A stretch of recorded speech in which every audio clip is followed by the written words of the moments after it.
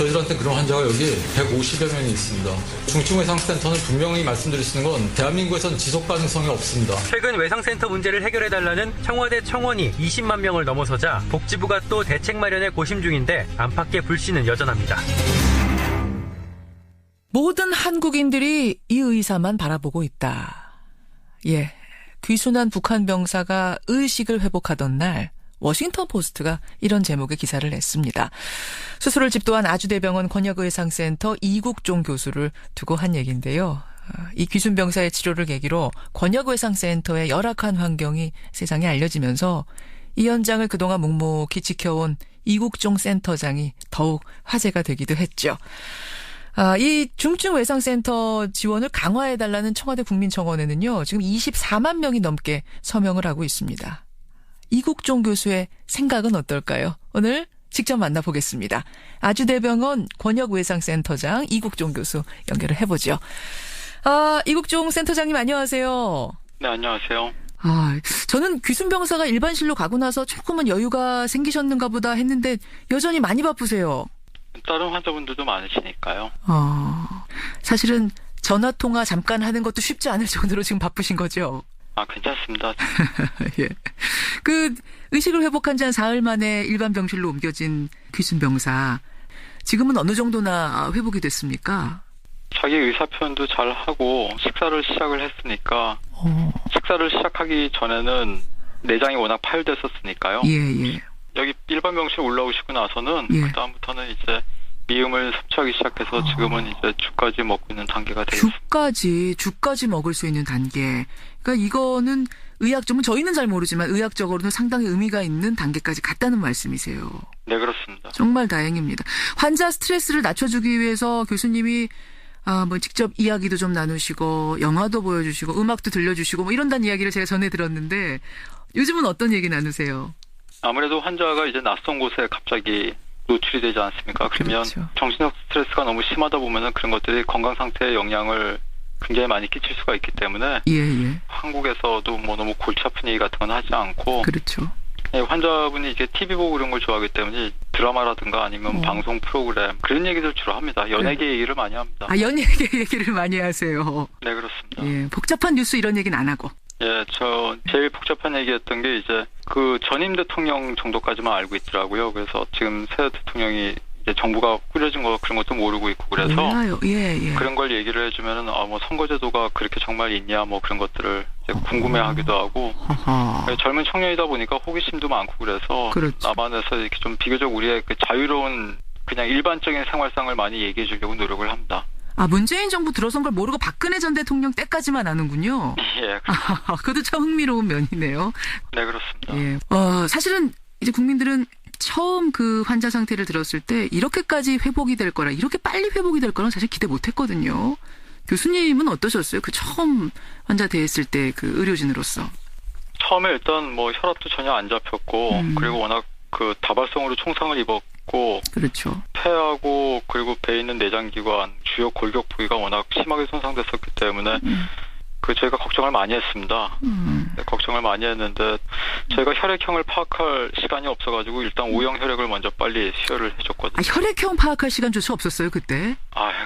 그럴 상황은 전혀 아니었습니다. 저희가 혈액형을 알지 못한 상태에서 O형 혈액을 줄 정도면은 굉장히 안 좋은 상황이고요. 그리고 무엇보다 남의 몸에다가 칼을 대가지고 칼로 몸을 가르고 들어갈 때는 이제 CT 촬영을 하고 수술에 들어가야지 수술을 어떻게 해야 되겠다고 좀 이렇게 생각이라도 하면서 수술방에 저희가 진입을 할 수가 있는데 이 환자 같은 경우는 CT도 못 찍고 엑스레이 한 장 달랑 들고 들어갔거든요. 엑스레이 한 장 달랑 들고. 예, 그렇습니다. 그리고 또 환자분이 기존에 가지고 있던 기저질환이 많지 않습니까? 그렇죠. 이제 간염이라든가 여러 가지 기생충감염이라든가 그런 복잡한 문제들이 얽혀 있었기 때문에 굉장히 애를 많이 먹었고 지금도 사실은 식사는 시작하고 있지만 그런 기저질환 가지고 있던 것들 때문에 내과적으로 지금 애를 많이 먹고 있습니다. 아직도 좀 완전히 치료가 되려면 시간이 상당히 걸릴 것으로 생각이 됩니다. 그래요. 북한 귀순병사 일단은 죽을 먹을 만큼 회복했습니다만 완전히 완심할 수는 없는 단계. 지금도 만만치 않은 단계. 이국종 교수 여러분 만나고 계십니다. 중증외상센터. 이게 사실은 뭔지도 잘 몰랐다가 이국종 교수를 통해서 처음 알게 됐다. 이런 분들 그 중요성이 얼마나 대단한 건지 이번에 처음 알았다는 분들도 제 주변에 참 많으세요. 초기에 이 교수님께서 여기 뛰어드셨을 때 하고 지금하고 비교하면 그래도 좀 나아졌습니까? 어떻습니까? 굉장히 어려웠었죠. 제가 처음에 저는 이제 2002년도에 발령을 받았었는데 예. 사실 그때 다른 병원에 이렇게 한두 분 제가 알고 있던 분들도 이제 금방금방 다 한 1, 2년 만에 그만두시게 됐었고요. 1, 2년을 못 버티실 정도의 열악한 상황이었군요. 그 당시만 해도. 그건 버틸 수 있는 근거가 없죠. 왜냐하면 그 민간기관에서는 저희가 그렇게 수익을 내는 구조가 아니기 때문에 사실 남아있는 사람이 이제 또 없다 보니까 이렇게 많이 힘들어졌죠. 하여튼 분명한 생각은 이 일이 뭐 저희가 얼마나 이걸 지속할 수 있을지 모르겠지만 할 수 있는 데까지는 저희가 했던 걸 글로벌 스탠다드에 그대로 맞춰가지고 해서 최악의 경우엔 제가 3회라고 나더라도 저희가 했던 이런 진료 기록을 그런 기록을 남겨야 되겠다는 생각은 굉장히 강하게 있습니다. 그러니까 그 부족한 것들을 내가 꼼꼼히 기록해서 후학에게 남겨야겠다는 어떤 사명감 같은 게 있으신 거군요. 화석 같은 겁니다. 그러니까. 화석. 옛날에 이런 사람들이 우리 한국에 있었구나. 그리고 이런 게 한국에서도 하면 되는구나. 되긴 됐었구나. 조금이라도 그렇게 본받을 만한 뭐가 있었다는 게 후세에 남아야지. 그냥 뭐 아무것도 없이 그냥 단순히 오늘 그냥 떼어 넘기려고 이렇게 그냥 현실하고 타협을 해버리면 사실 못하라 그러려고 하겠습니까 지금. 저도 아이가 있고 그런데. 그러면 더 이상은 이걸 할 이유가 없을 것 같습니다. 그러니까 지금 화석을 새기는 기분으로 그러니까 후세에 뭔가 보물을 남기는 기분으로 그런 사명감으로 일하고 계시는 거예요. 그러면 집에는 가세요? 이국정 교수님? 사람이 많이 부족합니다. 사람이 병원에 도울 사람이 부족. 그렇다면 우리나라의 최대 외상센터, 중증외상센터 센터 장인 이국종 교수가 그 정도 느낄 정도라면 뭐가 더 필요한 건가요? 지난번 석혜균 선장 때를 계기로 해서 정치권에서 지원 많이 해주겠다 약속도 쏟아지고 막 그러지 않았습니까? 하드웨어적인 것도 그렇고요. 저희 같은 경우에도 지금 병상이 부족해서 그런 하드웨어적인 것도 그렇고 중증외상센터에서 근무하는 특히 중환자실 병동간호사들은 굉장히 중환자이다 보니까 이 사람들은 간호사분들 손이 월등히 많이 가는 겁니다. 물론 중환자실 환자분들이 다 손이 많이 가지만 한국에 있는 병원들이 간호사, 의사, 의료기사를 고용하는 수준이 선진국의 3분의 1도 되지 않습니다. 그 인력 가지고 유지를 하니까. 그래서 간호사분들이 자꾸 그만두는 건데 정치권에서 그러면 얘기를 드리고 싶은 거는 정치인들이 다 저녁에 있는 삶을 추구하고 국민 행복권을 우선시한다고 다 말씀을 그렇게 하시지 않습니까? 그렇죠. 근데 병원에 오면은 병원에서 들여다보시는 게 병원 겉에 있는 대리석 스테인리스 글라스로 바른 병원들 요즘에 외형이 얼마나 좋습니까? 번들번들한 대리석으로 깔은 바닥 그 바닥 매일 닦습니다. 병원에서. 그러니까 이 문제를 어디까지 파고 들어가야 될지 가늠이 안 되는 겁니다. 근데 그렇게 얘기는 그렇게 하시면서 진정성을 가지고 들여다보는 게 필요하다고 봅니다. 병원의 노동자들, 의사들, 의료진들도 저녁에 있는 삶 필요하다. 환자분들도 왜 중증외상 환자들이 노동자, 농민 그런 분들이 왜 중증외상으로 그렇게 많이 죽어가는지 그런 거에 대해서 진정으로 들여다보고 얼마나 진정성 있게 생각하는지 근데 한국 사회는 그게 너무 부족한 것 같습니다.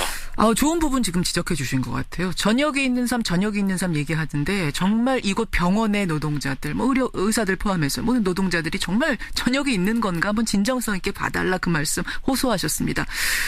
저희 청취자들한테도요. 이 교수님 개인적인 궁금증이 상당히 많이 문자로 접수가 됐습니다.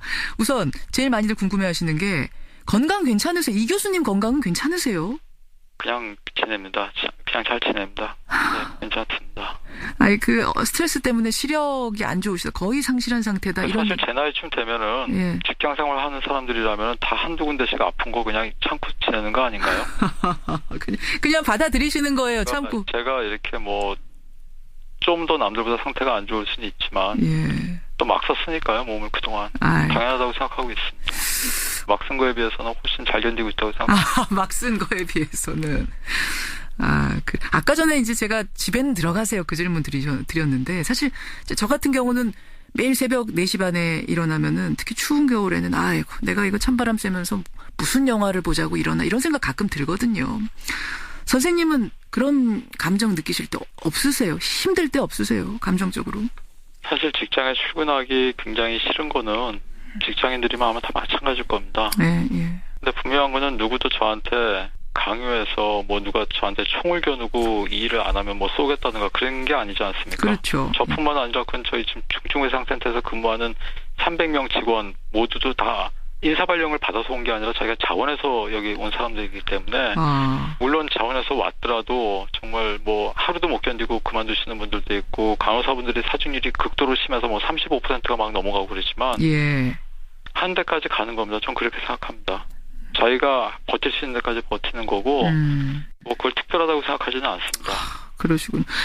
그 이번 북한 병사 포함해서 석희훈 선장 이런 분들 포함해서 정말 수많은 환자를 보셨을 텐데 지금도 잊지 못할 환자가 따로 있을까요? 저는 사실은 돌아가신 분들이 생각이 많이 나고 있기 때문에 별로 말씀드리기가 좀 어렵습니다. 저희 전체 사망률이 뭐 10% 정도 나오고 있기 때문에 그건 전 세계 외상센터 의사들의 숙명입니다. 사망률 10%에서 15% 정도는 안고 가야 됩니다. 왜냐하면 저희가 그걸 겁을 내면 예. 가망이 없는 환자는 받지 말아야 되거든요. 사실은 제정신 가지고 의사도 사람인데 그런 사람들한테 몸에 칼을 대가지고 해체해가면서 들어가는 게 쉽지 않습니다. 그렇죠. 그렇죠. 예. 거기다 저희가 해체하는 순간 피가 품어져 올라오거든요. 예. 다 그 피를 뒤집어 쓰면서 수술을 해야 되는데 그런데 분명한 거는 그런 상황에서도 저희가 그런 안 될 가능성을 보는 게 아니라 1%라도 가능성이 있으면 무조건 열고 들어가야 되는 게 이 외상외과 의사들의 숙명 그리고 외상센터에서 근무하는 모든 의료진의 숙명 같은 거기 때문에 저희가 거기서 물러서면 안 됩니다. 어떻게든지 끝까지 정말 있는 힘을 다해야 되는데 그러다 보면은 당연히 높은 사망률은 저희가 안고 가야 됩니다. 그렇게 된 환자분들 중에서 죽을 힘을 다해서 수술하고 밤새 수술하고 그리고 한 2달, 석 달 동안 중환자실에서 버텨가지고 거의 다 좋아졌다. 이제 일반 병실 가도 되겠다 싶을 정도로 해서 약간 마음을 놓고 있는 환자가 있는데 그런 환자들이 갑자기 엉뚱한 합병증이 발생하면서 갑자기 피가 뿜어져 나오면서 돌아가시거나 생명을 잃어갈 때 그땐 정말 미칠 것 같습니다. 정말 괴롭습니다. 그럴 땐. 그런 환자분 한 분 한 분이 다 남습니다. 머리에.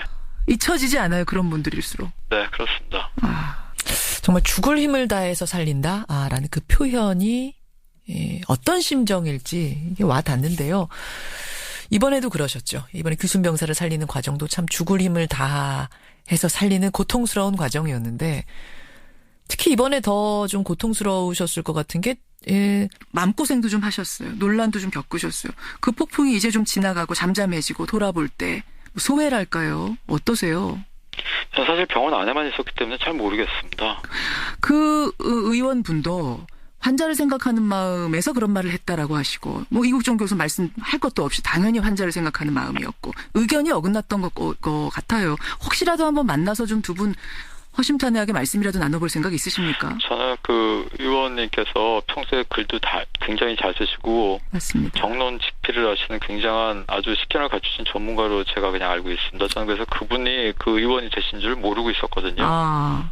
근데 분명한 거는 그 의원님이 소속된 정당을 지지하는 사람들은 그 정당은 블루칼라 계층의 분들이 지지하는 그런 정당이고 그런 분들의 지지를 지금 안고 유지되고 있는 정당이고 저는 바로 그 정당을 지지하는 사람들이 흘리는 피를 막아내고 있는 사람입니다. 그러네요.